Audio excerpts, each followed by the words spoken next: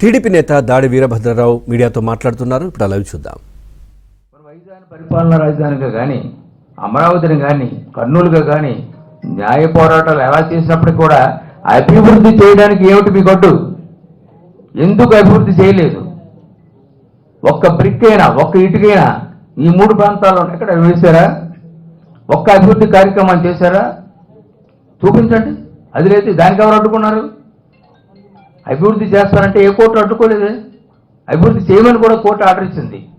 Amaravati capital అయింది, capital కింద ఇప్పటికీ కూడా ఉంది కాబట్టి అమరావతిని అభివృద్ధి చేయండి అని హైకోర్టు వారు ఉత్తర్వులు కూడా జారీ చేశారు.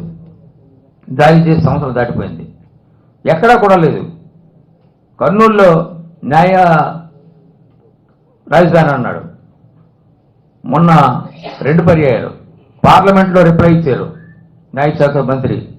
అటువంటి ప్రతిపాదన ఏమీ మా దగ్గర రాలేదు. హైకోర్టు ద్వారా మాకు కేంద్ర ప్రభుత్వానికి ప్రతిపాదన చేస్తే మేము పరిశీలన చేస్తామని సమాధానం చెప్పి 2 పర్యాయాలు చెప్పాడు ఆయన. ఏమండి అది? నిద్రపోతున్నారా? మరి మోసం కాదా? కర్నూలు వారిని మోసగించడం కాదా? రాయలసీమ వారిని మోసగించడం కాదా?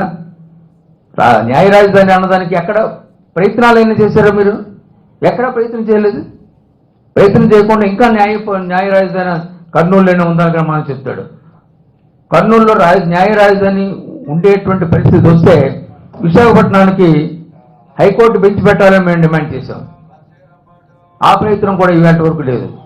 ఇది లేదు, అది లేదు, ఏదీ లేదు. గాలికి వదిలేస్తున్నాడు మొత్తం రాష్ట్రాలంతని కూడా.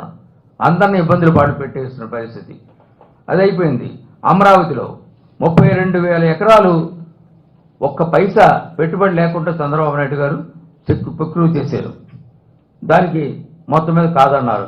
3 రాజధానుల పేరుతో దాన్ని పక్కన పెట్టేశారు. చంద్రబాబు నాయుడు గారి టైంలో అసెంబ్లీ కట్టారు, కౌన్సిల్ కట్టారు, సెక్రటరీ భవనాలు నిర్మించారు, ఆఫీసర్స్ క్వార్టర్స్ నిర్మించారు, హైకోర్టు నిర్మించారు. మిగిలినటువంటి సదుపాయాలన్నీ స్టార్ట్ చేశారు. మిగిలినటువంటి సదుపాయాలను ఎందుకు చేయలేదు ఇంకా అక్కడ? ఇప్పుడు అక్కడైనా అక్కడ శాసన రాజధానిగా కొనసాగిస్తానని చెప్పారు కదా. చెప్పిన తర్వాత దాని తాలూకు అభివృద్ధి కార్యక్రమాలు చేయడానికి ఏం అడ్డు వచ్చింది? ఏ కోర్టు అడ్డు రాలేదు. అది కూడా చేయలేదు. అది కూడా చేయకుండా దాని గాలికి వదిలేసే పరిస్థితి. ఆఖరి హైకోర్టులో ఒక క్యాంటీన్ పెట్టడానికి కూడా ముందుకు రాలేదు. కక్షదారులు ఎవరైనా ఉన్నారంటే వాళ్ళకి తగినటువంటి ఫుడ్ కానీ, వాళ్ళకి తగినటువంటి టీ కానీ, కాఫీ కానీ తాగడానికి కూడా సదుపాయాలు లేనటువంటి పరిస్థితులు హైకోర్టునే ఉంచారు. ఈ విధంగా చాలా నిర్లక్ష్యంగా ఈ ప్రభుత్వానికి ఆయన ప్రొపరేటర్గా భావించి ఈ భూములన్నీ నాయి, ఈ ఇళ్ళన్నీ నాయి, ఈ మనుషులందరూ నా మనుషులు, నా కింద పనిచేసి బానిసలు వీరంతా అనేటువంటి భావంతో ఉన్నాడు తప్ప నేను ప్రజాసేవకుడిని, ముఖ్యమంత్రి అంటే ప్రజాసేవకుడిని, ప్రొపరేటర్ని కాదు అనేటువంటి భావం ఆయనలో ఈనాటికి కూడా కలగకపోవడం అనేటువంటిది దురదృష్టకరమైనటువంటి విషయం.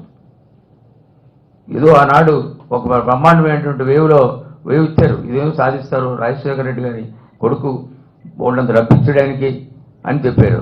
ఆయనకు డబ్బు కోసం చూడరు, అవినీతి లేని ప్రభుత్వం నడుపుతారు అని చెప్పారు. ఏం చేశారండి? అంత రివర్సే.